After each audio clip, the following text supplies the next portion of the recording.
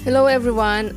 Welcome back to my channel. So today, magluluto tayo ng fried chicken. Pero yung fried chicken natin is not the ordinary fried chicken. Kasi magluluto tayo today ng sinigang na fried chicken. Yan po, tama po ang narinig ninyo. Sinigang na fried chicken ating lulutuin. What? Meron ba nun? Meron po. Yan, na-discover po namin yung sinigang na fried chicken na yan na talaga namang napakasarap, no? Guys, so ang kailangan lang natin sa sinigang na fried chicken natin, ayan, meron tayong chicken cuts, quarter leg po ang binili ko, tapos patis, nor sinigang mix, at paminta. So, paghahalo-haluin lang natin lahat ng ingredients natin, maglalagay tayo ng patis. So, dito sa recipe natin, yung nagtatansya lang ako. So, yung patis, mga 2 to 3 tablespoons ang ginamit ko. More than 1 kilo po yung chicken ko. Tapos yung ating sinigang mix, maliit na sachet lang. Hindi ko po siya nilagay kasi baka sumobra naman siya na asim. Pero kung gusto niyo na maasim talaga, pwede nyo ilagay yung isang buong sachet at paminta, mga 1 teaspoon. Ayan. Marinate lang nating mabuti yung ating chicken doon sa ating mga ingredients at i-refrigerate lang natin siya at least mga 2 hours para kumapit yung ating ingredients na nilagay sa ating chicken.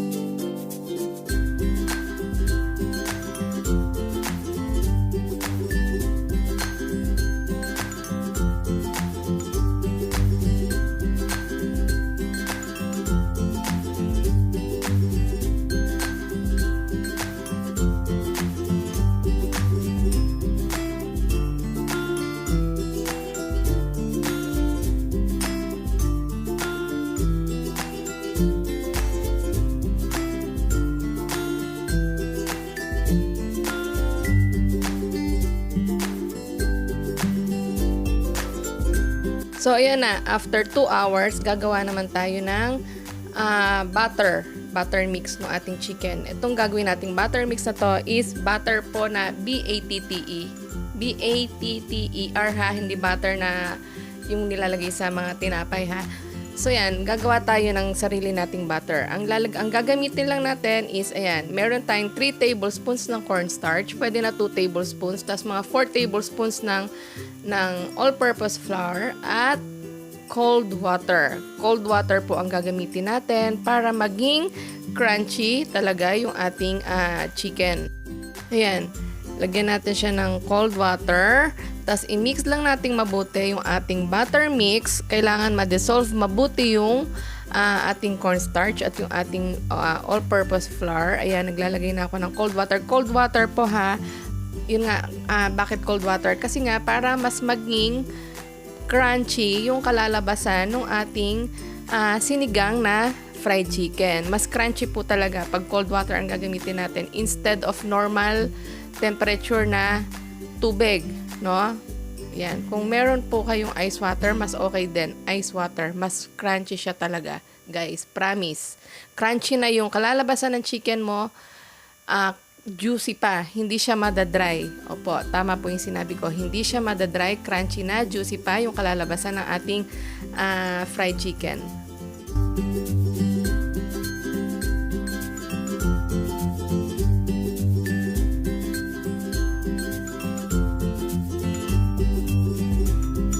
So, ayan, ngayon, ganyan po yung consistency ng ating butter mix, no? Ngayon, ididip lang natin yung ating chicken cuts dun sa ating butter mix na ginawa. Pwede kayong maglagay ng konting salt dun sa ating butter mix at pepper, no? Para may lasa din yung pinaka-breading ng chicken natin yan. I-coat lang natin mabuti yung ating mga chicken pieces. Tapos, i-deep fry po natin yung ating chicken hanggang sa maging golden brown na po yung ating fried chicken. So, yan. Dip lang muna natin yung ating mga chicken cuts. Tapos, habang ginagawa natin itong procedure na to, pasensya na, nagkakabulol-bulol ako. Habang ginagawa natin itong procedure na to, nagpapainit na ako ng mantika sa ating kawali, no? So, ayan na, magpiprito na tayo, mga guys. Ingat po sa pagpiprito ha, kasi medyo matilamsik po siya kasi basa po yung ating butter mix.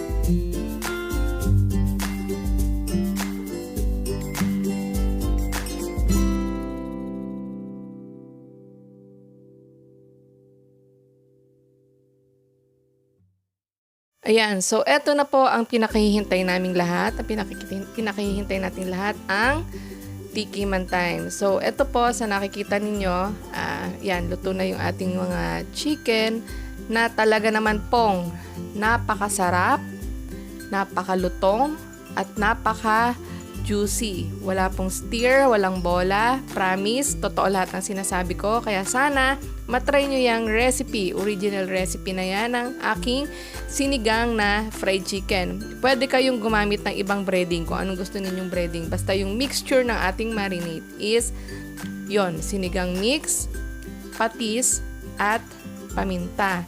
Yung breading, optional lang po naman. Pwede nyo siyang iprito ng as is, walang breading, ano? So, yun po.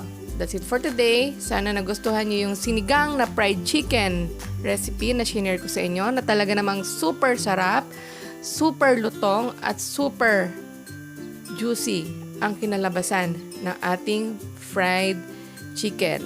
And see you po on my next video. Bye!